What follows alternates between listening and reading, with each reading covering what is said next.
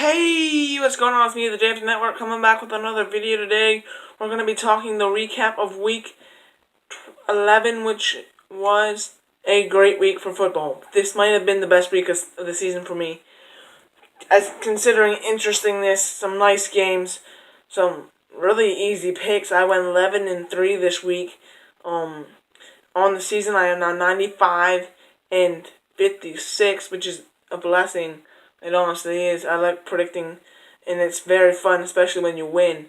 I thought this week was going to be a bad week, but then when I got to checking things, I was like, wow, this was actually a really good week. And if it wasn't for Atlanta Falcons winning last night, I would have had the best week of the season at 12-2. But I went up 11-3, as you know. So let's get into it. On Thursday night, the Tennessee Titans and the Pittsburgh Steelers played. Wow, this was not an easy game. It was not a close game for the Titans. Titans did not look in sync. This was the week they needed to come out and prove themselves, and make a fair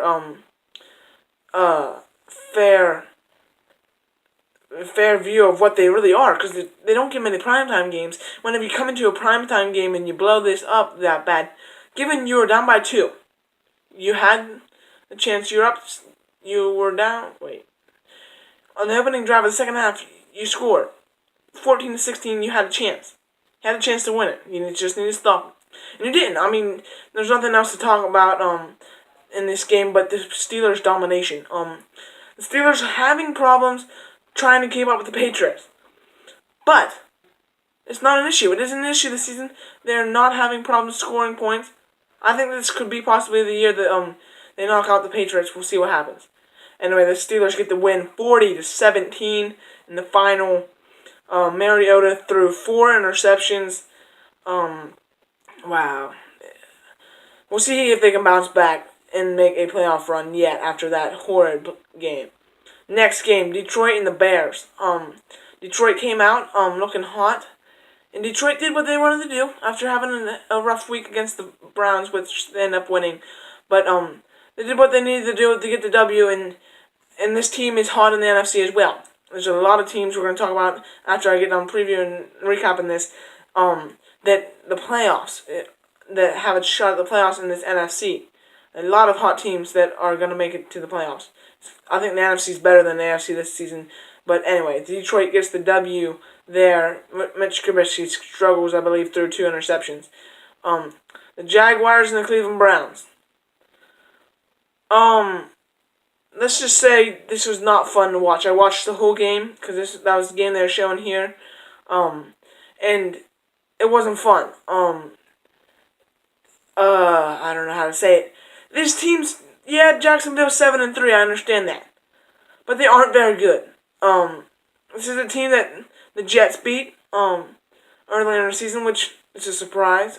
Which isn't surprising to me because honestly, Blake Bortles isn't very good at all. He isn't. They have to play them. They have to play with him as sort of him as a weight on their shoulder. Seems like they have to score. The defense has to be crazy. Sorry about that. Crazy good, and no wonder they're good. I mean, you have to be. It's insane. How do you pull this off year after year after year, or not year after year, week after week, and consider yourself a playoff team? Like, with all due respect, Jaguars are terrible. Yeah, they played the Browns. But at the point, the Browns had a chance to win this game.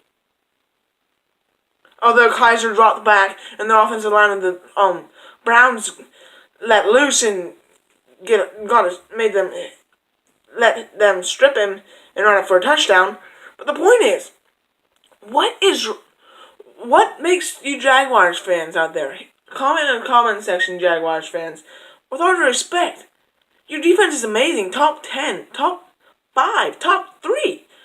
But you have nothing at the quarterback position. It's horrid. How do you think they're going to make a playoff run? I mean, yeah, I believe they're considerably good. Defense wins championships. But even defenses that win championships, like the Broncos, had an okay offense with Peyton Manning, even in his bad years. But how do you figure that you're going to pull it off in the playoffs? you gotta fix things within quick to make a playoff run. Anyway, next game, the Jaguars won that one to a score of 21-7, I believe. 19-7. I'm sorry. Next game, the Baltimore Ravens and the Green Bay Packers. I had the Baltimore Ravens to win this game. The Green Bay Packers don't look good at all without Aaron Rodgers. It's just a fact of the matter. They get zipped out 23-zip to a struggling Baltimore team. Baltimore trying to stay alive in that wild card race at 5-5 is the 6th seed now with this win. We'll see how it goes. I'm not hell-bent on you guys, but I think you have a chance if you keep on playing good football. Next, the Seattle Seahawks, the Texans, and the Arizona Cardinals. Without the starting quarterback in Palmer, I had the Texans to win this game. I was correct. They led. It was a back and forth game to the end, but then the Houston Texans pulled it out in a 31-21 game, where Savage played his best game of the season, I guess. I'm gonna have to say. So they are 6-4 in the AFC as well, I believe now. We'll see what that can bring them to. If they're gonna make a playoff run with Savage, I don't think they can. Their defense just isn't, and it just isn't what it was with Watt this season. Sorry, Houston. Enjoy the win now, but I don't think it's gonna last. Next, Tampa Bay Buccaneers and the Miami Dolphins. This game was to be in week 1, as you know, but Hurricane Irma hit and it ended up being canceled till the end of the time until week 11. And Tampa Bay, coming off of the win against the Jets in their home stadium, went down to Miami. I'm sorry. Went to Miami and put on a show. Picked off Jay Cutler 3 times to give Moore a chance to make another game, which I believe Moore should be the starter. But don't get me started on that. I might make a video on that if I get time. But anyway, Tampa Bay wins. They are 4-6 as well in the NFC. I'm sorry. I was about to say AFC, but they're not. I'm sorry. Next, the LA Rams and the Minnesota Vikings. This game was a surprise. One of 3 losses for me this week. The LA Rams just didn't show up. Jared Goff threw, I think, just 1 touchdown pass and 1 interception. Wasn't a great day for him. No, actually, now that I think of it, he threw 0 touchdown passes and 0 interceptions. But they lost in a 24-7 game. Wasn't close for very much of the game. That was my 1 loss. Next, the Giants and the Chiefs. This was a debacle of the Chiefs. A 5-0 team that's dropped 41 on the Patriots. Can only drop 9 on the number 32 team, one of the worst teams in the league, and the Giants. What is wrong with you? The Chiefs are being debacled week in, week out. I don't think they make the playoffs at this rate. Surprised. That'd be crazy if they don't make the playoffs.